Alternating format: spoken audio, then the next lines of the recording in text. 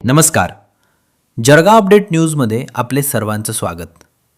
जळगाव शहरात जागतिक महिला दिनानिमित्त महिलांच्या आरोग्य, सुरक्षितता आणि सशक्तीकरणाला प्राधान्य देणारा एक अनोखा कार्यक्रम आयोजित करण्यात आला आहे. स्वप्न साकार फाउंडेशनच्या अग्निशिखा महिला ग्रुपच्या वतीनं हा उपक्रम प्रथमच राबवण्यात येत असून 22 मार्च रोजी हा कार्यक्रम पार पडणार आहे. या कार्यक्रमात महिलांसाठी सायबर सुरक्षितता, सोशल मीडियाचा योग्य वापर, तसेच मासिक पाळी आणि आरोग्य विषयांवर तज्ज्ञांचे मार्गदर्शन केले जाणार आहे. याशिवाय व्यसनमुक्तीवर आधारित जाहीर कीर्तनातून जनजागृती केली जाणार आहे. महिलांच्या सर्वांगीण विकासासाठी आयोजित या कार्यक्रमात अंगणवाडी सेविका, आशा वर्कर तसेच उत्कृष्ट काम करणाऱ्या डॉक्टर आणि नर्सेस यांचा सन्मान करण्यात येणार आहे. यावेळी अनेक मान्यवरांना खानदेश रत्न पुरस्कारानं गौरवण्यात येणार आहे. महिलांच्या सशक्तीकरणासाठी हा उपक्रम एक महत्त्वाचा टप्पा ठरणार आहे, अशी माहिती आयोजकांनी पत्रकार परिषदेत दिली.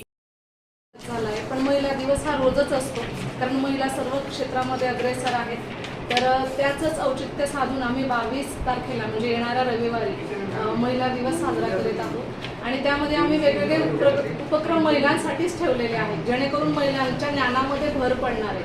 तर पूर्ण जळगाव जिल्ह्यातून ज्या आशा वर्कर आणि अंगणवाडी सेविका सोबतच नर्सेस यांना आपण आमंत्रित करत आहोत आणि त्यांना तिथे सन्मानित करत आहोत.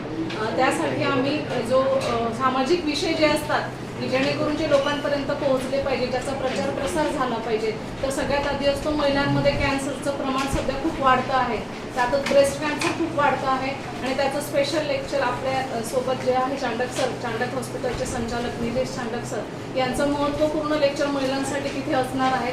त्यासोबतच आपले जे नखाते साहेब आहे, अशोक नखाते साहेब, DYSP जळगाव, ते सुद्धा महिलांना तुम्ही मोबाईलचा वापर कसा करणार आणि त्याच्यामध्ये तुम्ही सायबर गुन्ह्यांपासून कसं स्वतःला वाचवू शकणार, हा दुसरा आमचा उपक्रम आहे. त्याच्यामध्येच तिसरा उपक्रम असा आहे की महिलांच्या ज्या समस्या असतात त्यासाठी डॉक्टर श्रद्धा राणे मॅडम बोलणार आहेत.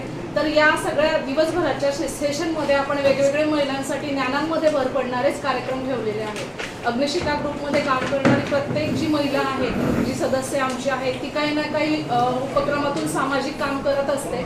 वंदनाताई असू द्यात, स्नेहाताई असू द्यात किंवा पुष्पाताई असू द्यात, या सगळ्यांच्या यांच्या संस्था सदन आहेत, पण याही सामाजिक काम करतात. पण अग्निशिखा एक मोठा ग्रुप बनून तिथून पुढे महिलांसाठी काम करणार आहे आणि त्याच्यासाठी आम्हाला चांडक हॉस्पिटलचं सहकार्य आहेच. निलेश सर सहकार्य करतात आणि सर पुढचं कंटिन्यू आता आम्ही भूमी सुपोषण या निमित्ताने पण मी यावला आणि रावेरला आम्ही बोललो होतो की हे कॅन्सरचं प्रमाण फार जास्त वाढतं आहे आणि त्याच्यात सगळ्यात जास्त म्हणजे ब्रेस्ट कॅन्सरचं प्रमाण फार जास्त वाढतं आहे.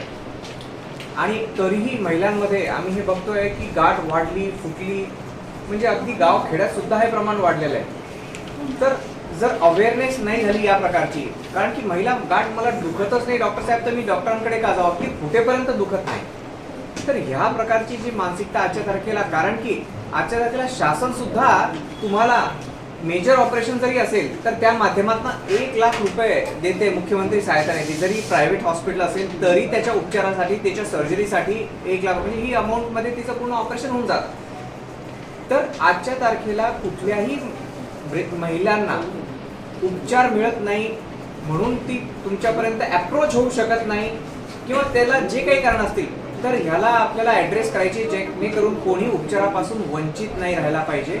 आणि गाठ फुटल्यानंतर जे कुटुंबाला ज्या वेदना होतात, जे त्रास होतात, म्हणजे तो तिचा त्रास सगळ्यांचा त्रास बनतो, तर हे जे आम्ही बघितलेलं आहे, तर त्याला कुठेतरी आता पूर्णविराम देण्याची गरज आहे.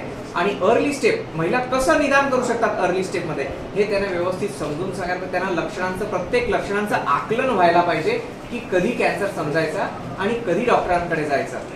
तर या निमित्ताने आम्ही पुढे कॅम्प पण घेणार आहे, जो की फ्री चेकअप कॅम्प असेल. पण आजच्या तारखेला फक्त अवेअरनेस कॅम्पेन आम्ही राबवतोय की जेणेकरून महिला यांच्यासाठी यायला पाहिजे आणि महिलांनी ही लक्षणं समजून घ्यायला पाहिजे किंवा काही प्रिव्हेंटिव्ह मेजर्स आहेत. नेक्स्ट जनरेशनला या कॅन्सर पासून जर वाचवायचं असेल तर प्रतिबंधात्मक काय उपाय आहेत, तर हे सगळं मी स्लाइड शो पॉवर पॉईंट प्रेझेंटेशनच्या माध्यमातून त्यावेळेस चर्चा करणार आहे महिलांसोबत. तर त्याच्यासाठी मला आवाहन करायचं की जेवढं पार्टिसिपेशन या कार्यक्रमात राहील तेवढं त्यांनी घ्यायला पाहिजे आणि ऐकलं पाहिजे. सगळा कार्यक्रम रविवारी होणार आहे. ॲक्च्युली महिला दिवस 8 तारखेला झाला, पण त्या दिवशी शक्य नव्हतं सगळ्यांना येणं, म्हणून आम्ही 22 तारखेला रविवारी हा कार्यक्रमाचं आयोजन केलेलं आहे. आणि सकाळी 11 वाजता महिलांसाठी आम्ही हे कॅन्सर विषयक विषयावर आम्ही बोलणार आहे. कुठं होणार? तेव्हा